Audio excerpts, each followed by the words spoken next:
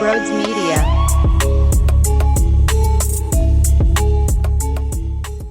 Howie! Come on, Howie. Howie! Howie! Howie! Howie! Howie! Howie!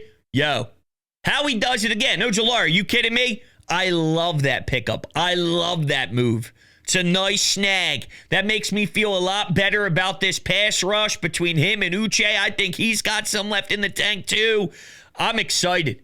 I really admire that move. And I got to be honest with you, I just finished recording an Eagles pod on Nick Sirianni's growth as a head coach. And the second I hit stop recording, I checked my phone and I saw 8 minutes ago that that's what happened. They made a move to sign Ojulari. So the way I'm going to do this is, I got to tell you right off the rip, I don't know how anybody could be upset about this. This is awesome. I'm a big fan. I think he's got such an awesome skill set that's going to help out the loss of some of the names that went in free agency to New England, to Arizona. This is 2 thumbs up, man. 2 thumbs up. We'll probably talk more about Ojulari as the week continues here, but just want to send a quick message before I throw it over to the original show I recorded and say, yeah, man, Howie. Howie! Howie! Howie! Howie! Howie! Howie! Enjoy the show. Yo, what's going on, everybody? Welcome on in to Sports Talk with Brodes. And I've been thinking about Nick Sirianni lately. I've been thinking about the growth that happened over one season, and then the growth that has happened since the first day he became the head coach of the Philadelphia Eagles. And it's been a remarkable journey. There's no doubt about it. There's still so much to go. And watching Howie Roseman lose a lot of men on the defensive side of the football to free agency and also in trades like CJGJ, I'm starting to wonder what's next for Nick. And I say this all with a positive spin, all right? I believe Nick has more in him. I believe Nick can do more than just be a CEO head coach. And I didn't always know that I felt this way. I didn't always know that. I questioned what the hell his ceiling would be. I questioned if it would be dumb to put more on his plate. But as I sit here and ponder about how this team is going to take steps in the right direction following the loss of a lot of defenders, or a lot of guys on the defensive side of the football, I should say, listen, maybe now's the time. Maybe now's the time to ask Nick Sirianni to be more than just CEO. And that doesn't mean call plays, because he already made it very clear that Kevin Patullo will be the one on game day to be calling plays during the action. But what about during the prep weeks? What about during the days where you're applying the game plan and really coming up with something that's unbelievable and really trying to get this passing game going? One thing Nick Sirianni is very good at is open door conversations and always willing to adapt. Maybe there's a lot of information that was absorbed over the times that he failed, because you can always learn when you don't succeed. You can always look back at what was troubling when you weren't able to execute as someone who had a little bit more hands in the mix with the offense. But you got to see Kellen Moore thrive. You got to watch Shane Steichen work beautifully. You got to see where you struggled as an individual. You saw what went wrong during the Brian Johnson era after a 10-1 start. So there's a lot of data now where maybe we can ask Nick Sirianni to add some more flavor, to help out an inexperienced Kevin Patullo. Not to say, hey, we don't believe in you, but you're the head coach and offensive mind, and let's be clear. Howie Roseman, Jeffrey Lurie, at the time of the hire, thought he had that ability in his bag. And I think maybe they were right. It just was going to take a bumpy road to get there. Because Nick's a smart dude. Nick's also very willing to hear from others, and he's not super stubborn. And that actually goes a long way in this growing process as a head coach. So I don't know exactly where I stand on this yet. I'm intrigued, though, because part of me thought he does CEO very well. Why add to that? Why ask him to do something he already failed at? Why ask him to be more involved when we know that his strength is being the people person, is being the manager, is watching with the bird's eye view and watching over top of everybody as they play their particular role in this? OC call plays. DC call plays. Special teams coordinator, you do you. Wide receivers coach, you do you. QB coach, you do you. I'm going to study, I'm going to observe, and then I'll have final say. But I'll manage everybody from a distance. That's what Nick drives at. Why add more? Well, losing Kellen Moore is a big deal. I am interested in Kevin Patullo, and I do want to see him succeed, and I expect him to. But Nick Sirianni, he's been around a while now. He's seen a lot. A lot of good, a lot of bad. I think he's got this in his bag. Now that he's gotten way more experience under his belt, and he gets it. He knows what it's like to be on a sideline now. He knows what it's like to be in the big dance multiple times. He knows what it's like to be on the road. He knows what it's like to be in a snow game, NFC divisional round, having to trust your kicker that hasn't really lived up to expectations to that point. There's a lot of factors here, and guess what he does? He coaches his ass off, he pushes the right buttons, and the team buys in and believes. So he's done all that. Does he have another step in him? I'm going to find out, I think. I'm way more open to this than I ever would have imagined in a million years. Because even earlier this offseason, I was questioning where they go once Kellen Moore accepts that job with the New Orleans Saints. And if you go with someone inexperienced, and if you stay in-house, and you don't really interview and go through the process to learn what is available, is that what is best for Nick Sirianni? Someone who has clearly adapted to this unbelievable role that he has? Let's keep him there. Knowing we're keeping him there. All right. Let's attack with that mindset and that philosophy. Should we be glued and stuck with that philosophy only? Or should we be more willing to open up the door for Nick Sirianni to expand even more? He's done a lot of great things, and he's knocked a lot of adversity out of the park.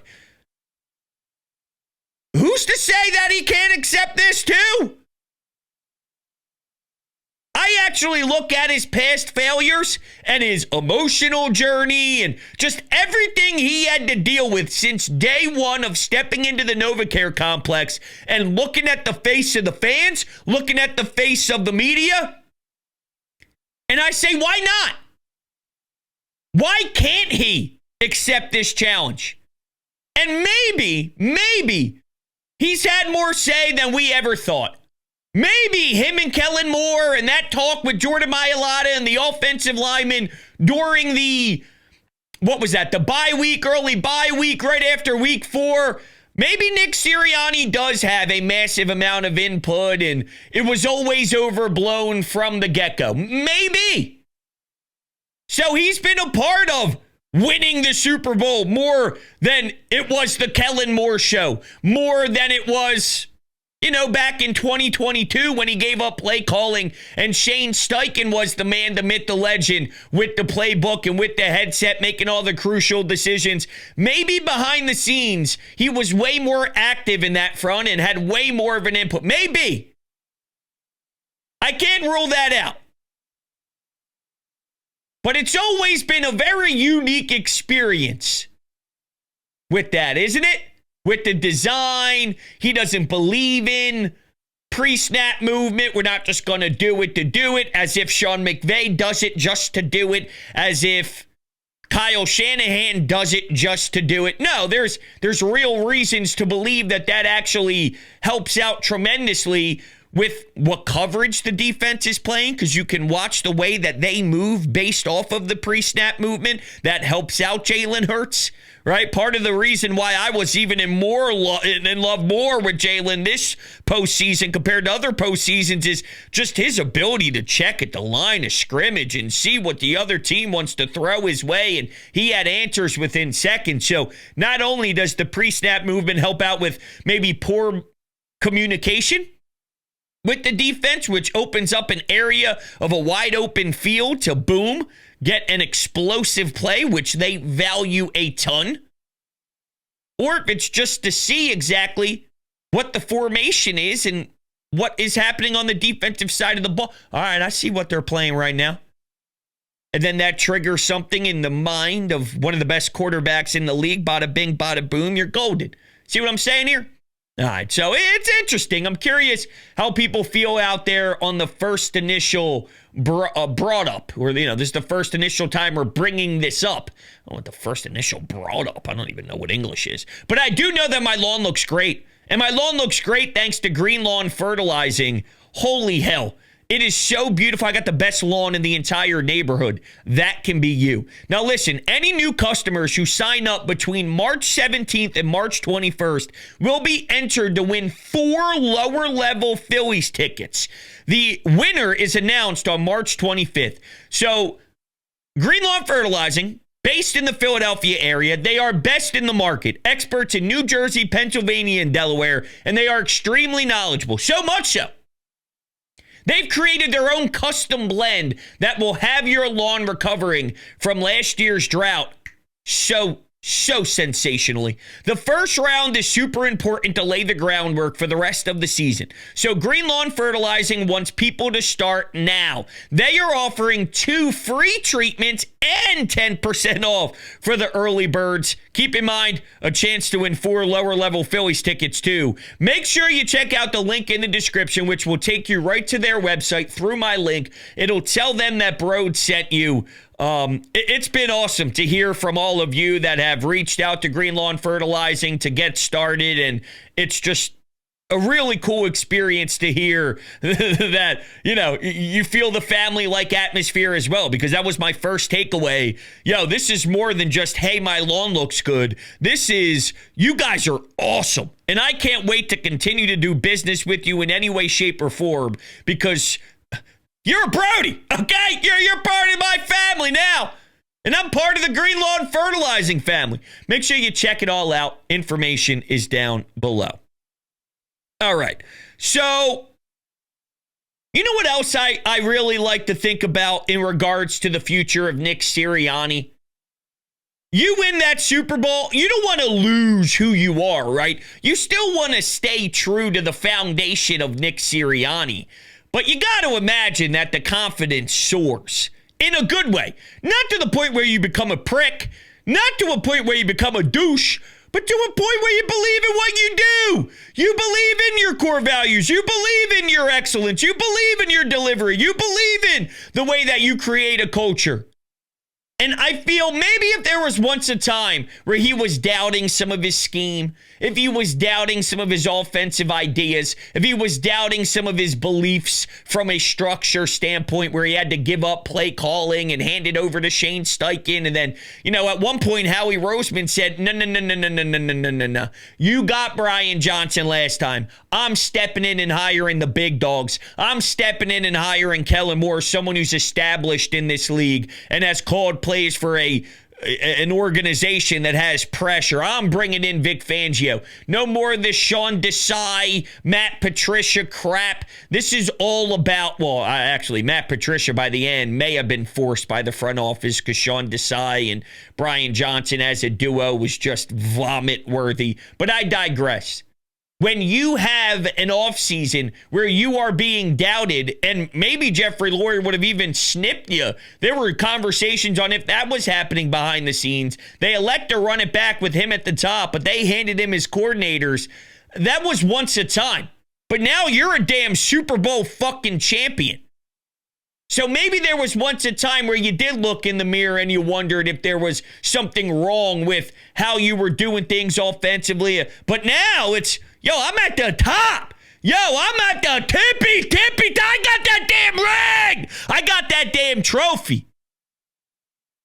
Don't fucking doubt me now. Watch what I can do. He almost uses it to his advantage, that fuel and that adversity and the internal fire with that confidence now can go a long way to maybe branch out into more of an offensive-minded guy the way that they originally would have thought when they first hired him.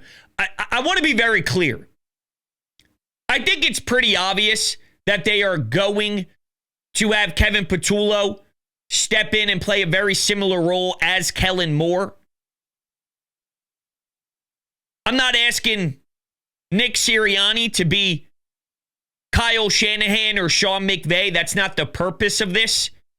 But just behind closed doors, in the meetings, whenever they're sitting around in the offices and they're putting together game plans, and they have to elevate, obviously, in the first quarter, right? We can't continue to bang our head against the wall with sloppy, scripted plays right out of the chute, and you need to find a way to filter out that garbage where you were going 3 and out and punting early, and you were down 7-0, maybe 10-0, until the offense started to find a way to thrive. They couldn't score any first quarter points. Remember, that was just the past season. It's crazy to think about that was once a time, but if you are losing a lot of men on your defense and you're going to put more of an emphasis on what you still have with AJ, what you still have with Devontae, what you still have with Saquon, what you still have with this offensive line, Dallas Goedert still being up in the air and the right guard position still being an unknown, but they are clearly putting a ton of stock into those respected talents, and reasonably so.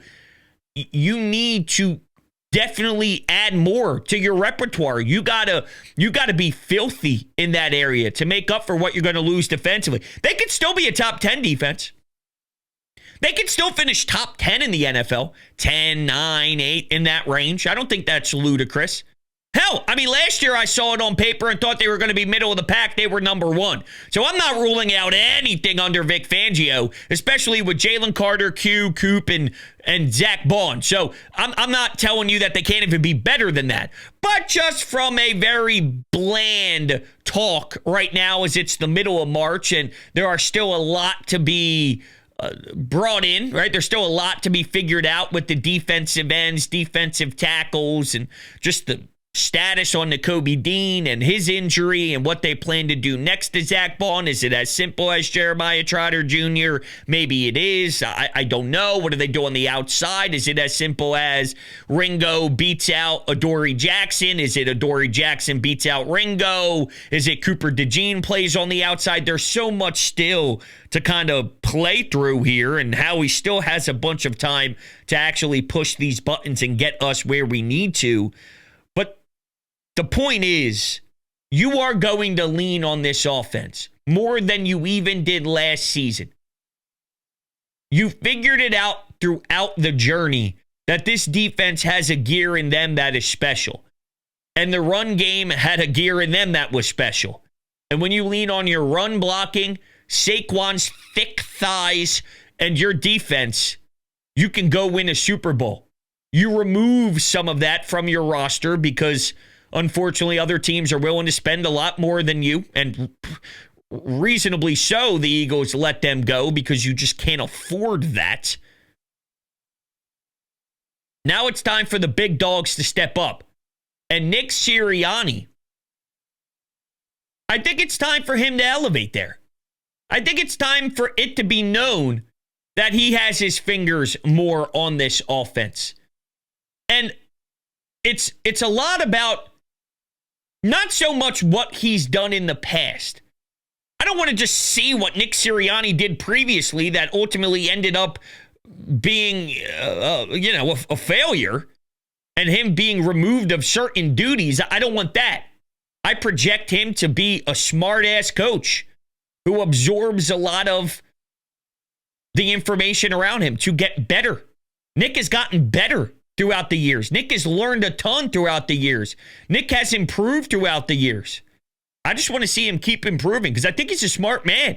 I think he's very willing to learn. I think he's obsessed, actually, with hearing others, their perspectives, how they would do it. What is your brain thinking here? What is your brain thinking there? How would you go about this? How would you go about that? And he just loves to bottle it all up, hear it out, and then sort of apply it to the team in any way, shape, or form. I think he's obsessed with that.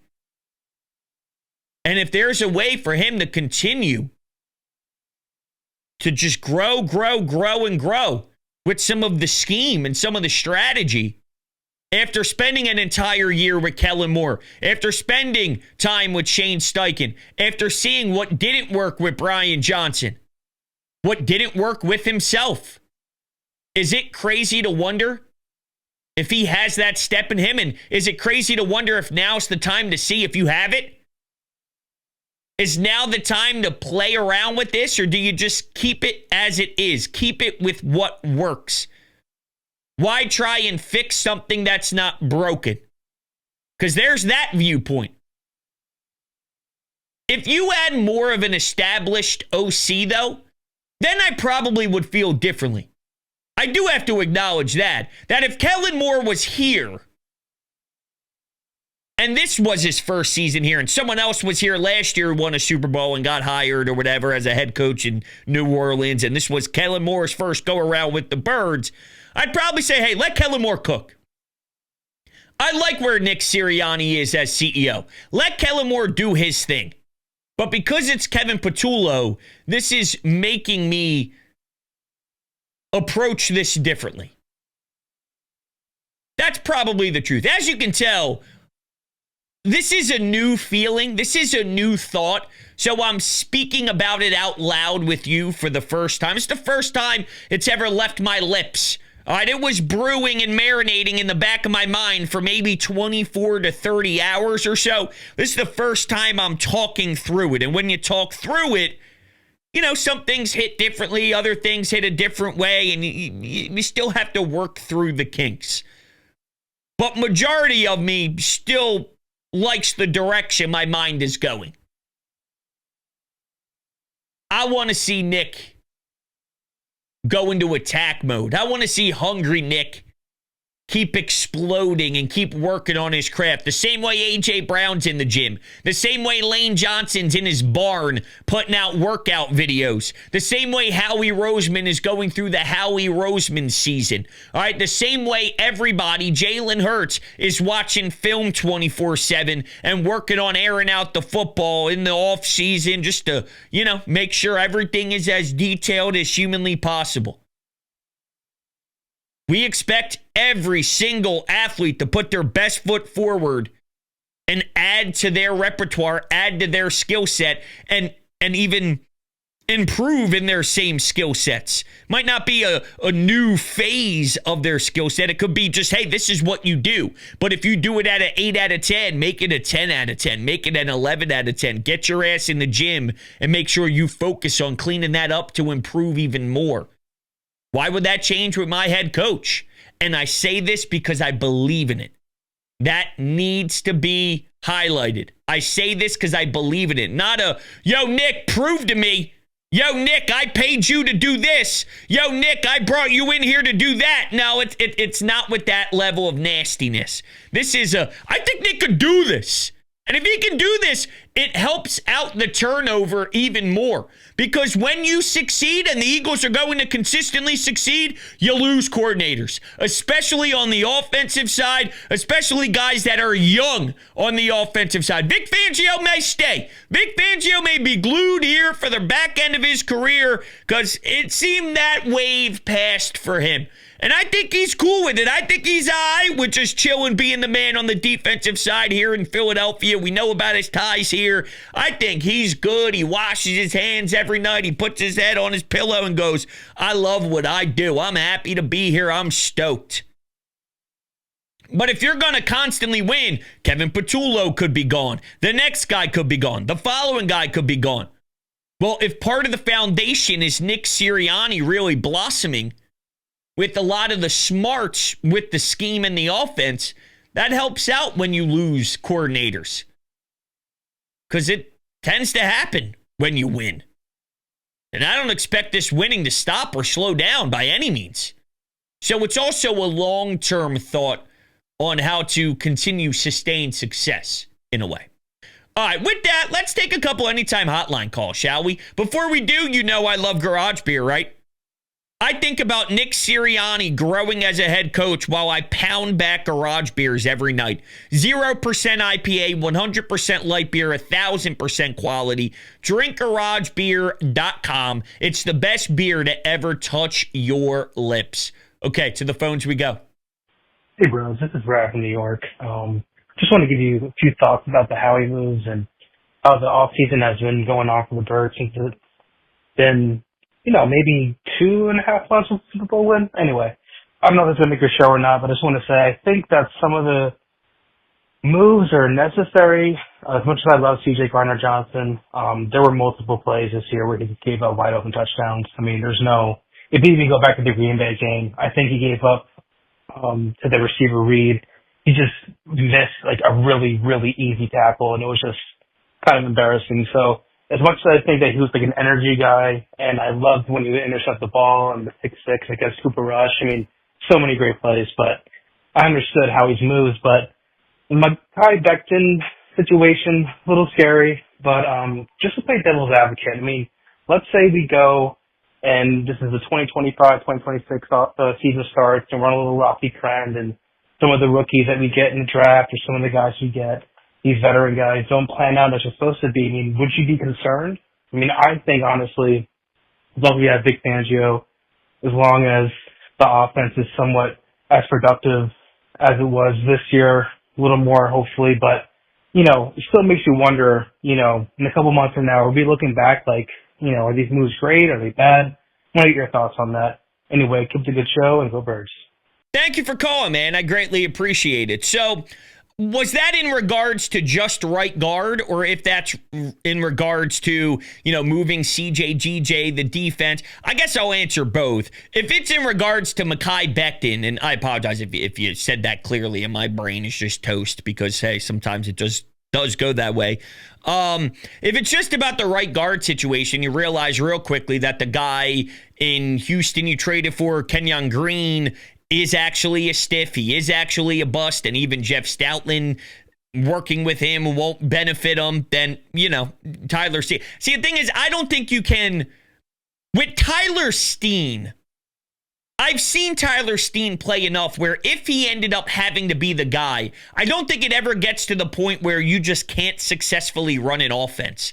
Now, there may be a ceiling of what the offensive line is, but I don't think that ceiling is so low that you're in panic mode. So if it's anything in regards to the offensive line, I know what Tyler Steen, I know what his floor is. I know what you can be if you get what we've gotten with Tyler Steen. And they win a lot of games with Tyler Steen whenever he did need to get utilized. I don't expect that to go any different way. There's just too much talent and ability on that line throughout 4 of the 5 guys. And even if there was a world where maybe Tyler Steen had to miss time and then they had no other internal options, then Howie Roseman would get one.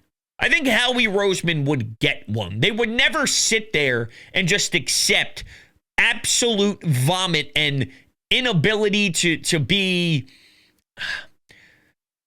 mediocre at the right guard position. At that point, you get it. You find it. But I don't think it would ever get to that point. Now, what if the CJ-GJ thing backfires and Sidney Brown isn't ready and he's making way too many costly mistakes? Because if we're going to get angry with some of the decisions made by CJ-GJ from an individual level to maybe go play out of the Vic Fangio system to go snag an interception, or maybe he gets beat because he's trying to throw too hard of a hit and he's just not playing the simplistic part of the game and all that stuff, well, then Sidney Brown may do the same, and it may even be uglier, may even be worse, and there's a lot more inexperience in Sidney Brown. I don't think he knows how to control the emotional side of the game yet. Not that CJ-GJ does. We've seen him get kicked out of a game, and even though that wasn't really his fault, that was more of the incompetent refereeing. At that point, we rip Howie. I mean, that's what it would come down to. At that point, we just straight up say, Howie Roseman miscalculated this thing. Howie Roseman miscalculated Jalix Hunt and Ajomo. thinking they could just slide in and do what Milton Williams and Josh Sweat did. You know, that's what it would come down to. He miscalculated how they replenished a lot of the names that left. Maybe they miscalculated Ringo. Maybe they miscalculated Adoree Jackson. Maybe they miscalculated whatever it is. That's just what it would come down to. That's how I would react. It'd say, hey, Howie fucked up. Howie thought player X would be way better. Howie thought player Y could play that role and be a force, and he was totally misguided. They put too much on Sidney Brown's plate. They put too much on Ringo's plate. They put too much on Ajomo's plate. They put too much on Jalix Hunt's plate. Now, I don't think that's going to happen. There may be one. There may be one or two. And then there's plenty of time to see how you can change that, whether it's picking up people in the draft that can step in if somebody does fail and it's so ugly that you start throwing young talent out there. He's already made it very clear that they're going to have to lean on some young blood, so maybe that's part of their plan, where if Ringo and Adoree Jackson can't do, we got more young blood coming, so you better put the big boy pants on and go ball, because if you don't succeed this upcoming week, then your time is going to be snipped and you lost your shot. Right? Maybe that's a way to do it. Maybe there's guys on the practice squad that are names already established in this league who are more on the back nine, but we did this with, wasn't Jordan Howard at one point on the practice squad? There was someone on the practice squad that we couldn't believe they were there. We did that for a few years, but I think we're past that part of it. I'm kind of babbling on at this point, but I think you get my point. It would be a situation where I think Howie Roseman would miscalculate him, and we would judge him on that. And then we also look at it being a long season where maybe they can make a trade if they think that they're still a great team. I mean, if they're a team that still has a phenomenal record, but they look at one hole, that means they can still go super far in the playoffs and make a trade to try and shore up that hole the best that you possibly can. If it's someone on the outside of Quinyon Mitchell, if it's somebody in the trenches, maybe there's someone similar to the year where Sue was waiting, and who else was it? There was the guy who was good at stuffing the run. Joseph? Man, I'm drawing a blank. Oh, man, this is going to bother me all night. But you remember it where there's pros that are waiting to get signed, and they're waiting for the majority of the beginning of the season to wrap up, and then they'll go on a playoff push. Maybe some of those guys are available to help out. But it would only matter if your team's still in the fight. If your team ends up being not effective whatsoever and you're a 6-7 win football team, you're not even going to be looking to improve, because at that point you're wasting assets on a throw-it-away season anyway.